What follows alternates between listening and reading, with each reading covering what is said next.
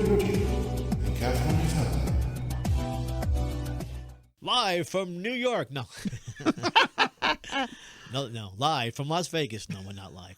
Anyway. Welcome to the Creative Process Podcast. I'm your host, Peter Papagiorgio, and this is my wife, Catherine. Hello. Catherine Natali. Hello, and Shanetta Bella, our co-host. And she's our baby. And our baby. Our fur baby. Catherine, you want to introduce today's guest? Well, I'm really excited. We have Tom Hillery. I mean, he is the executive producer of Starlight Productions here in Las Vegas. His film Seized, with action star Scott Adkins, can be seen on Netflix. He's also a writer, inventor, and executive producer of the Las Vegas Rocks radio program. And he has received a Lifetime Achievement Award from a Marquise Who's Who. Congratulations on that. Welcome, Tom. Yeah. Tom Hillery. Boy, you make that sound so good. I like that. So tell us about yourself, where you were born, why you're the creative animal you are. Okay, I'm not sure about the animal thing, but we'll go through the other stuff. Actually, I've been in Las Vegas now for, I guess, about 15 years. They tell me that makes you a long timer here, so that's good. But We've been here since 05, 17. Yeah. But Where'd you come from? Massachusetts? Well, it was the stork. No. Actually, Boston, right? Yeah. Family's from Cambridge, Massachusetts, going all the way back. Wow. But after 5 generations there, I was informed that still makes you a newcomer, and I thought, let's try the frontier out here in Nevada and see We're if they've got East something different to offer. Coasters. You understand what I mean? Yeah, we're from New York. We're from and New York, Jersey. New York. What's Forget it about it. to you? Huh? Yeah, what's She's it from to Jersey. you? I'm what, from am I gonna Queens. make Come it on, with come you? on, come on. Forget about it. Forget about it. Yeah, we're from the East Coast too. So welcome, East Coaster. Oh, thank you so much. Yeah. I'm feeling more at home now. Yeah. Another set of refugees, people. Escape from New York. Well, Yeah. we're I guess they call us snowbirds in a sense, or They probably call us a whole bunch of Yeah, things. But yeah. snowbirds doesn't sound bad, so I'm going to take that one, okay? So, Tom, tell us about, growing up and... Growing up, well, I was an only child, very small family, no first cousins, and just was always fascinated by entertainment and creativity. Were and, your parents in the entertainment? my Somewhat? my mom's actually in about 40 Who's Who's. She was one of the first 5 women ever signed to the United States Military Academy at West Point. Really? Yeah, and I think she was the last of the original 5 to keep serving. She's still here, lives in Vegas. Wow, cool. And so I had to sort of follow that. She was a public affairs officer, graduated high school at 16, skipped 2nd grade, that sort of thing. So that's a high bar you set on me, Mom. Cookie. yeah, smart. Yeah. And Dad was a fourth generation Canterbridgian, an attorney for the family trucking company. Okay. So you put all that together, and a good thing it doesn't have any siblings to be compared to, so that kind of helped, because one of them might have been really smart, and look at me, So when you were in high school, did you kind of get attracted to the arts, entertainment? Oh yeah, I was. I used to get bored in like 1st and 2nd grade, and I'd get through whatever the teachers were saying, and then I'd be drawing pictures. Okay. From in our early time. So I always knew I either wanted to be making comic books or making movies or doing something in the entertainment industry. And a whole bunch of things all came together. I met, by total coincidence, I met a movie distributor who is based here in Las Vegas, long before I was ever thinking of moving to Las Vegas, Stuart. And working with him now, he's the guy who got Seized onto Netflix. Okay. A very talented guy. He's also the one who took on the distribution for Looks Can Kill, which I wrote and financed. That's the one on Tubi TV right now. Okay. So tell us about Seized. About Seized. What's it about? Like, how did you come up, Okay, well, actually, Stuart presented it to me and said, do you want to get involved with this project? And I said, yeah, that sounds good. Wow. And, what do you need? Just Scott Adkins. He's in the Expendables. He's got a little resume here. Yeah, let's do this. So that's what happened, but I just looked at it, evaluated it, and said, yeah, I want to be involved in that and support it. And Who And that's how wrote that the script? came along. I'm embarrassed to tell you, I forget at this Oh, point. okay. It was put out Premier Entertainment. The Axiom family is behind that. Behind the script? Okay. Yeah. Well, behind the whole project. Right. And when you look at a project and you decide to do it, what's the criteria that you're looking for in a story? Okay, well, there are two types of projects. There are the ones I write and the ones that I'm a passive investor on. And if let's just say you're an investor. okay, well, if I'm a passive investor on it, I figure you can only fake it so much. You have to like the project yourself, or else you can't get out there and tell other people that they should watch this thing. So I'm looking for a script with a good action story frequently, but something I figure out, what is this going to look like on a screen? Do I want to see this on a screen myself, and could I tell other people they should want to see it on a screen? Yeah, Premier Entertainment has been focusing very largely on what I'm going to call the classical traditional action films. In other words, they're not going crazy trying to be woke. Right. Yeah. Like the thrillers are now very, very popular now. A lot of thrillers are being done. Not so much horror. I think horror is kind of been through the ringer as far as no, horror's always in. Yeah, they say that now they're looking for dark comedy, thriller, and with a touch of horror. It's not necessarily. Would you think that would be correct right now? Well, comedy. 2022. Yeah, comedy is always very tough because different people have very different ideas about what is funny, and we're actually running into situations now where there are countries that are banning American movies. I don't know if you heard that. Which ones are? Eternals couldn't make it in the Gulf region, Saudi Arabia, and around there. And I think there was another one, New Avengers or Young Avengers, that just came out. And they're already having a problem. The Saudi Arabia said, we're not going to show this over here. Quentin Tarantino's Once Upon a Time in Hollywood, I thought was fantastic. Yeah. He had, for some reason, a not flattering portrayal of Bruce Lee in it. China shut it down. Oh, my God. Wow. And that's a lot of money. You're taking a lot of risks. Yeah, now Tarantino's that good that he could actually say to China, no, I'm not going to change it for you. That's true. But a lot of people aren't in that position. Well, there's a story about Tarantino, how he ended up telling Harvey, look, I'm this scene Harvey is Weinstein. Look, the scene of Reservoir Dogs is staying in. And he. Oh, you know what? It must have been the ear scene. Yes. Ear scene. Okay. When he cuts off. Yeah. When they're playing that song "Stuck in the Middle with You" and he's kind of flirting to cut off his ear and all that. Yeah, Harvey Weinstein said you're not putting that scene in because people were walking off. They were, showing the film and people were walking away. They were walking out, and so Harvey was like, Harvey was like, no, you're not doing it. And he goes, oh, yes, I am. I'm keeping it in. Okay, good for him. So I was going to say good for Tarantino if he can do that and get away and still be in business. Be in the business, And Harvey, whatever else I can say about him, he's in jail. He's in jail, but not for his business practices, though. No. So. Harvey, Other things put him in jail. Yeah. Tom, tell us about the creative process for you, when specifically when you write. When you write, okay. Well, it's kind of like read the Bible and start. So once upon a time there was nothing, and I decided there's nothing there. So obviously I have to put something there.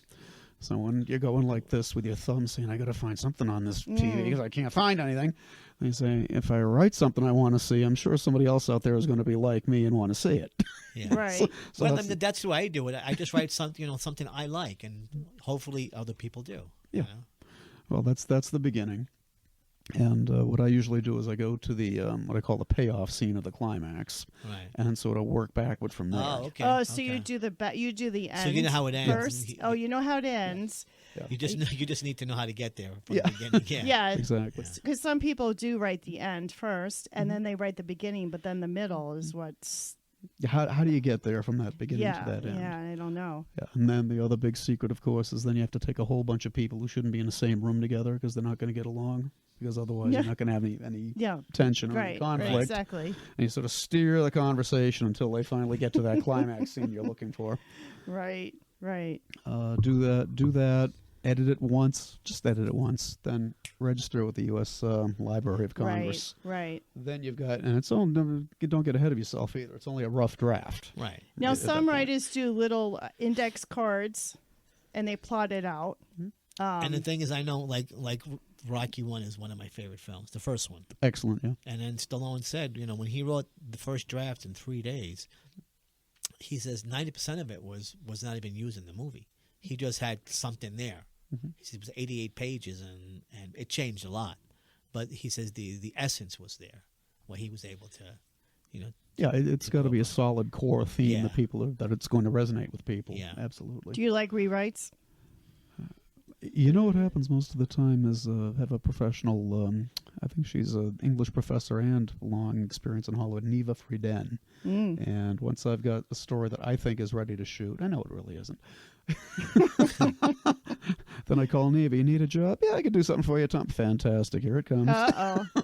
And she puts what we call the polish on it. The polish. Yeah. She doctored. Yeah, she'll come up with something like, I think you ought to reveal the villain on page 60, not on page 80. Yeah.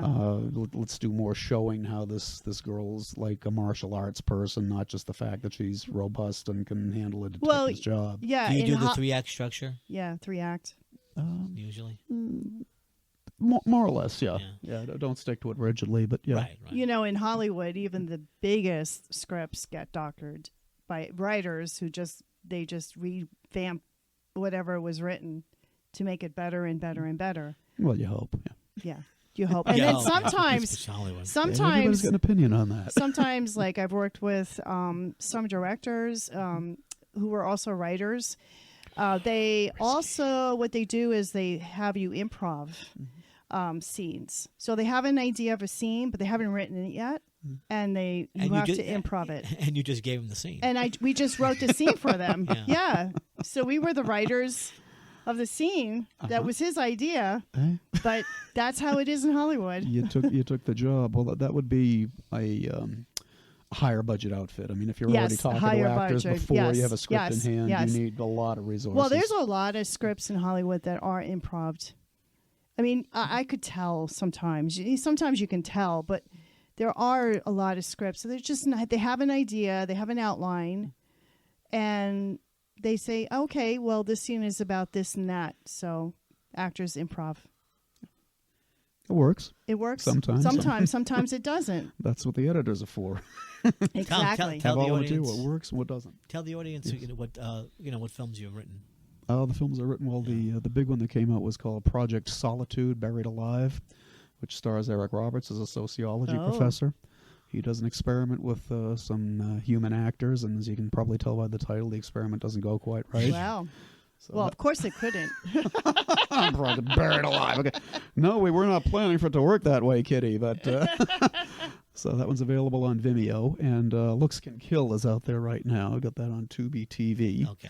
That's cool. So tell us about that. How, if someone's listening and they have some content, and how do you approach Tubi, and how do you get them to notice you? I'll leave that up to the professionals like Stuart.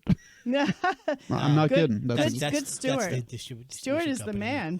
Yeah. He is the man. Yeah. I mean, I'm not a distributor. I'm not a marketing guy, and frankly, I'm not even terribly interested in directing.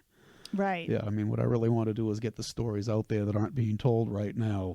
And, judging by You just want to be what's happening with the Oscars, right, there are some right, stories that need to be told that aren't being told, guys. Yeah. I mean, you just want to be a creator. Yeah, that's where my skill set basically. lies. I mean, I want to sort of understand how the marketing and technical guys do it, but I don't think I'm ever going to be able to develop that skill set in that particular type of patient. Because there are some people who are just creators and they're not writers. Mm-hmm. But you're lucky because you can write and create. Yeah.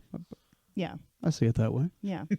So when you start creating a new idea, what's your process? What's your creative process?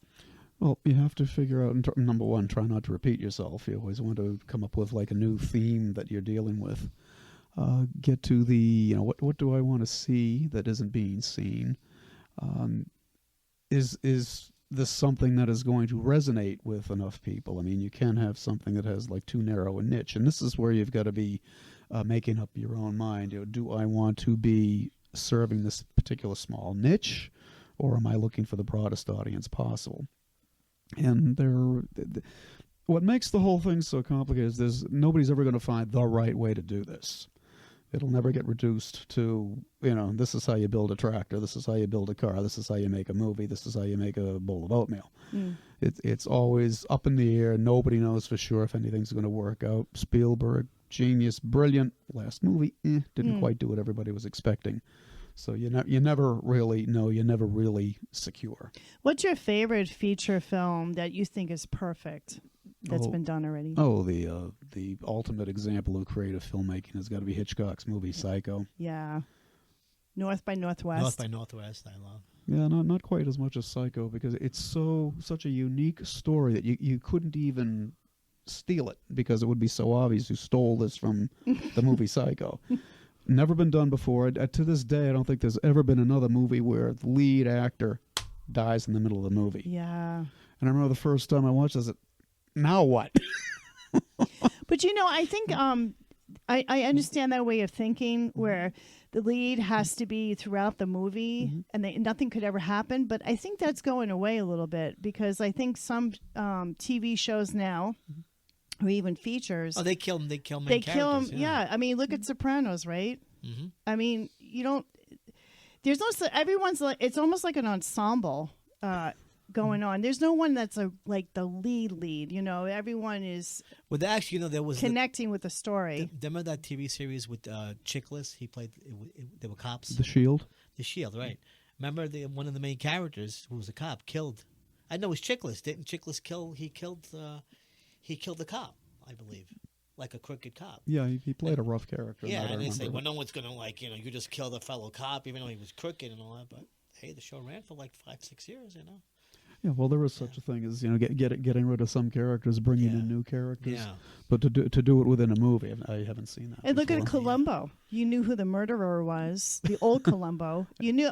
I mean, the audience already knew who killed that person. Yeah, and the TV Guide review at the time was like, no one's going to watch a show where the audience knows who did it at the beginning. Well, boy, were they wrong. Yeah, they were really wrong. They took a big chance and it worked.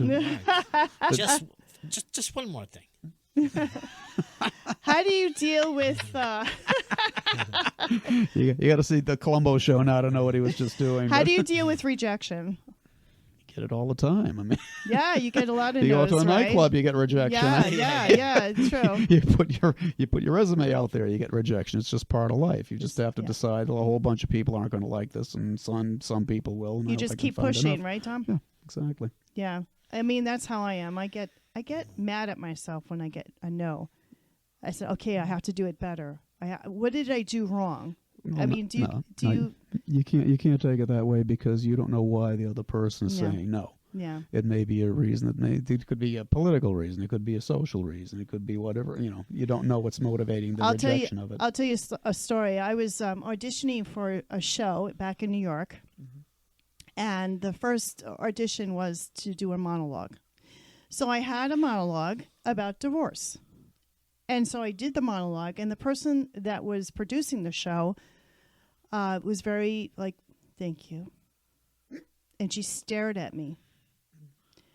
I later found out that she was going through a divorce.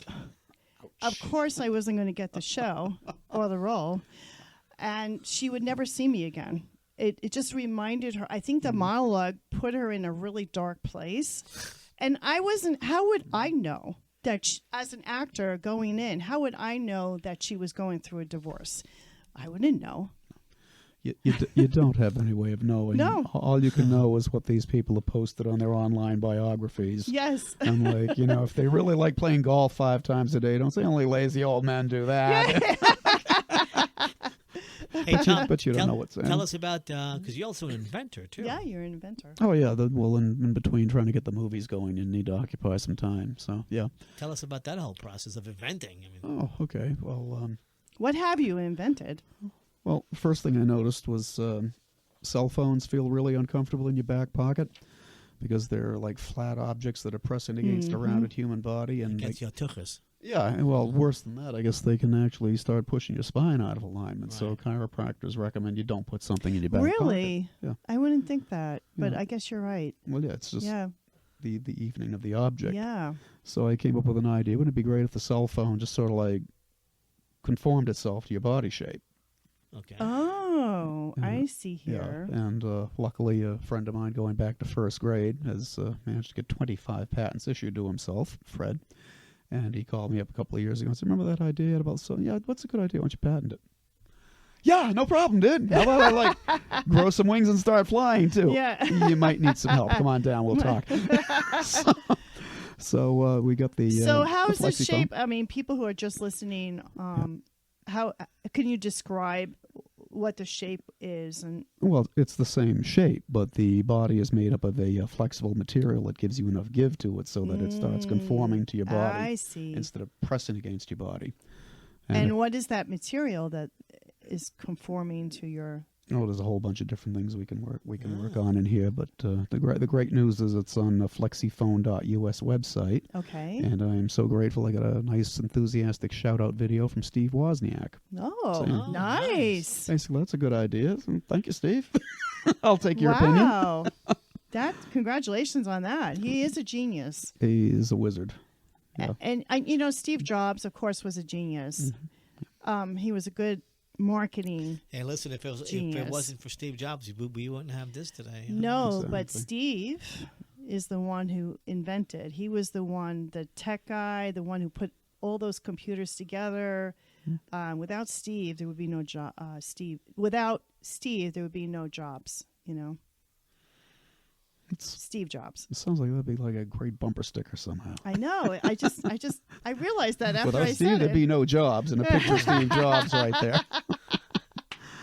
So that was good. We actually do have the industrial prototype models that came in, to Right. show that this thing is physically capable of working. And then you have something else here. Oh yeah. Well, while I was waiting for that one to have the cell phone that would fit your body, I figured have the your clothes fit the cell phone. Of course. So wouldn't it be a cool idea if instead of having the thing stuck in your back pocket or your waistband, you had a pocket that ran along the crease between the torso and the leg? And is this this little notch here? It goes over. Yeah, basically it's like a the hook you see on a trigger guard on Okay. a holster. I But yeah, see. that one was also issued as a United States design patent. And when you're carrying a pocket on that when you've got a phone in a pocket on that natural crease, you got full flexibility. You can do squats, It'd be knee kind of bends, and it won't break. It'd be an idea is to see if you could get it to pull out so that you can keep it on your body as you're on the phone. Get it to pull out.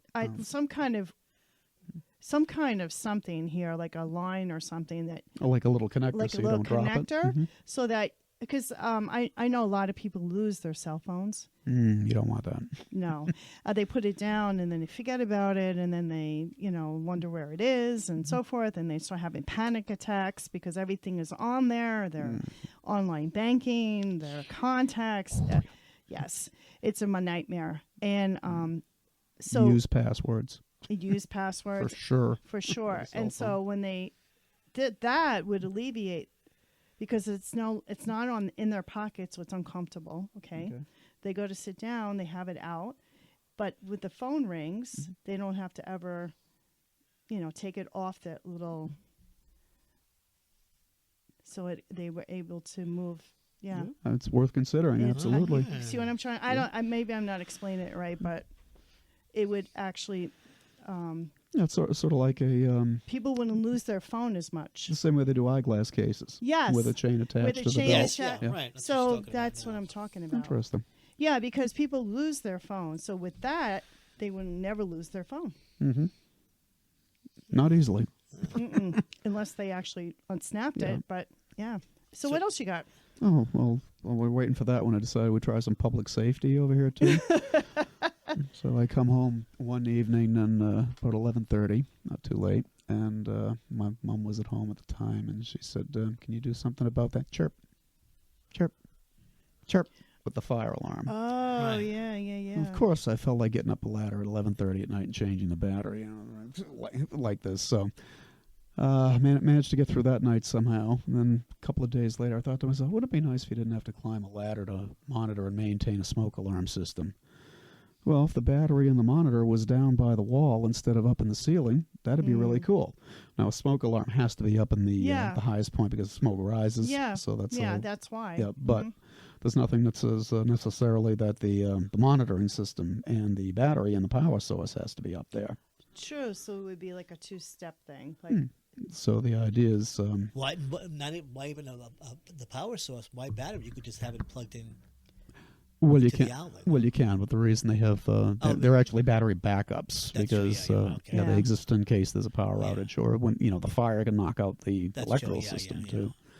So that was the idea there. So we came up with, all right, so first of all, how do you do it so you don't have to climb a ladder? Well, you put the battery system like where the light switch is.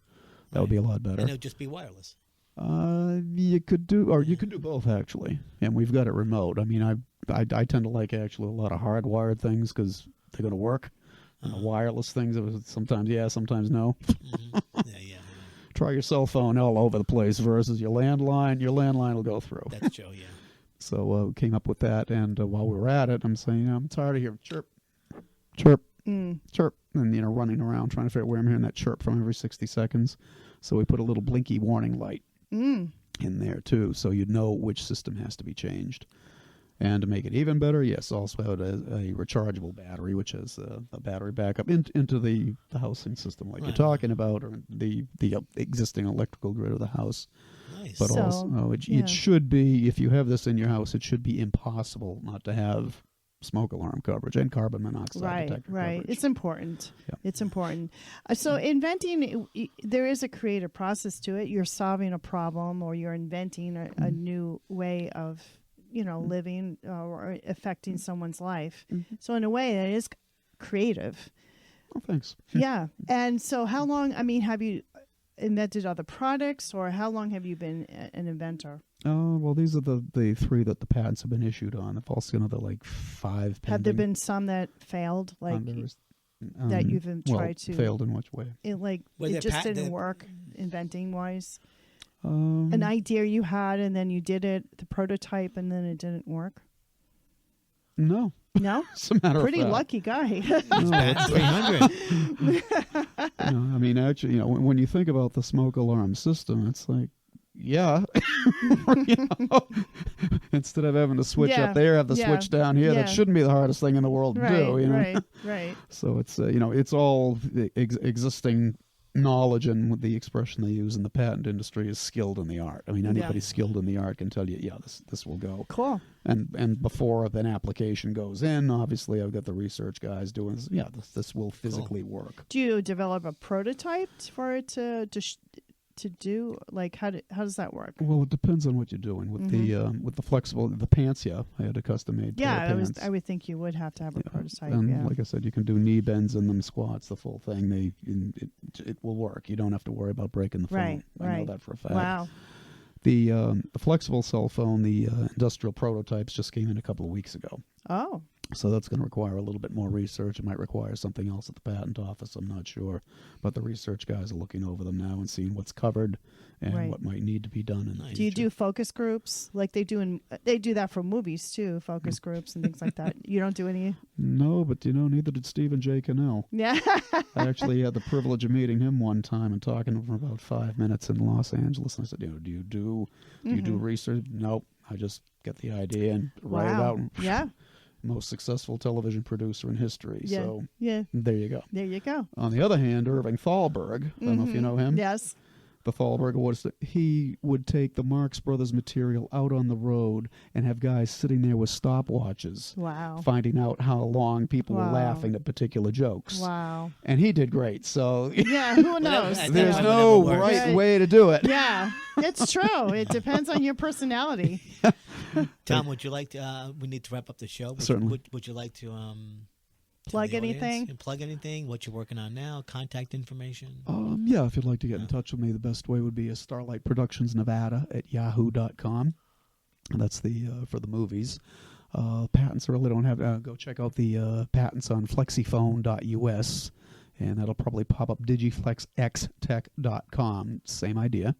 And you can see the various supporting videos and the patents that are issued and pending. And right now we're working on Honey Trap. a Russian espionage thriller. Oh, nice. Going to be set in England because they're good at doing the thrillers over there. Very, very nice. Features the Very, beautiful very, very nice. Inosenka Danova. Oh. Her name means innocence. That's what she says. All right, Tom. Thank you for being thank you on so much, the Tom. Creative And the Process creative podcast. continues. Creative process continues. Continues. Thank you. Thanks very much. Thank you, Thank you. Tom Hillery.